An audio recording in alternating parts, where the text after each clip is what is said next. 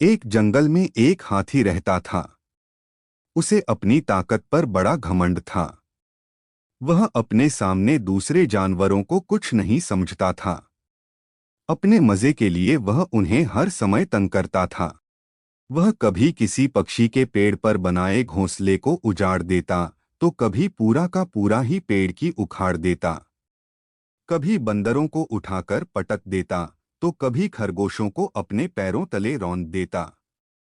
सभी जानवर उससे परेशान थे, लेकिन उसकी ताकत के सामने कुछ कर नहीं पाते थे। एक दिन हाथी नदी से पानी पीकर लौट रहा था।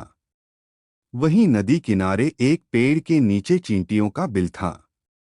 आसपास ही चींटियां अपने काम में जुटी हुई थीं। बरसात के पहले वे अपने बिल में भोजन इकट्ठा करने मेहनत कर रही थीं। हाथी को मस्ती सूझी और उसने अपनी सूंड में भरा पानी चींटियों के बिल पर डाल दिया। चींटियों का बिल उजड़ गया। अपना घर उजड़ जाने के बाद भी डर के कारण चींटियां हाथी से कुछ कह नहीं पा रही थीं। लेकिन एक चींटी को बहुत गुस्सा आया। वह बिना डरे तेज आवाज में हाथी से बोली, ये क्या कर दिया तुमने? हमारा घर उजाड़ दिया। अब हम कहाँ करेंगे? चींटी की बात सुन हाथी बोला, चुप कर चींटी, नहीं तो अभी तुझे अपने पैरों के नीचे दबाकर कुचल दूंगा। तुम्हें इस तरह दूसरों को तंग नहीं करना चाहिए। जब तुम्हें कोई तंग करेगा, तब तुम्हें समझ आएगा। चींटी ने फिर से बिना डरे कहा, कौन मुझे तंग करेगा? तू पिद्दी सी तो है, तू मेरा क्या बिगाड़ लेगी? तू मुझे जानती नहीं है क्या? मैं इस जंगल का सबसे ताकतवर जानवर हूं। किसी की हिम्मत नहीं कि मुझे कुछ कह सके। तूने पहली बार ये गलती की है, इसलिए माफ कर रहा हूं। आइंदा ध्यान रखना, नहीं तो मारी जाओगी, हाथी धमकाते हुए बोला।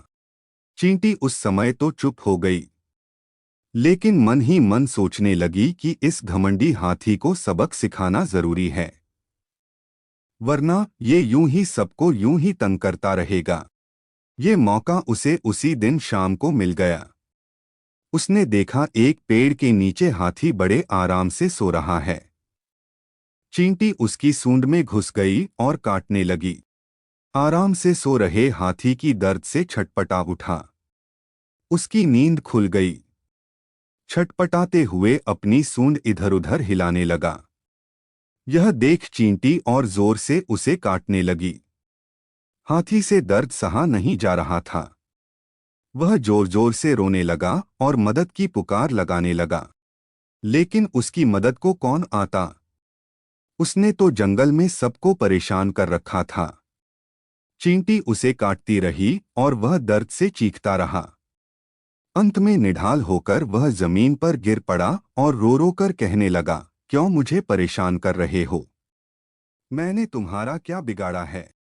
यह सुनना था कि चींटी बोली, मैं वही चींटी हूँ जिसका और जिसके साथियों का घर तुमने उजाड़ दिया था। अब तुम्हें समझ आया कि जब तुम दूसरों को तंग करते हो तो उन्हें कैसा लगता है। मुझे सबक मिल गया है। मैं तुमसे माफी मांगता हूँ और वचन देता हूँ कि फिर कभी किसी को तंग नहीं करूँगा। सबसे मिलजुल कर प्रेम से रहूँगा। कृपा कर मुझे काटना बंद करो और मेरी सूंड से बाहर आ जाओ, हाथी रोते हुए बोला। चींटी को हाथी पर दया आ गई। उसे लगा कि अब हाथी का घमंड भी टूट गया है और उसे एक अच्छा सबक भी मिल गया है। इसलिए उसे माफ कर सुधरने का एक मौका देना चाहिए। चींटी हाथी की सूंड से बाहर आ गई। हाथी की जान में जान आई। उस दिन के बाद से हाथी सुधर गया। उसने जंगल के सभी जानवरों से अपने किए की माफी मांगी और वादा किया कि वह अब उन्हें कभी तंग नहीं करेगा। जानवरों ने उसे माफ कर दिया और उससे दोस्ती कर ली। हाथी भी सबका दोस्त बनकर बहुत खुश हुआ। सब जंगल में मिलजुल कर रहने लगे।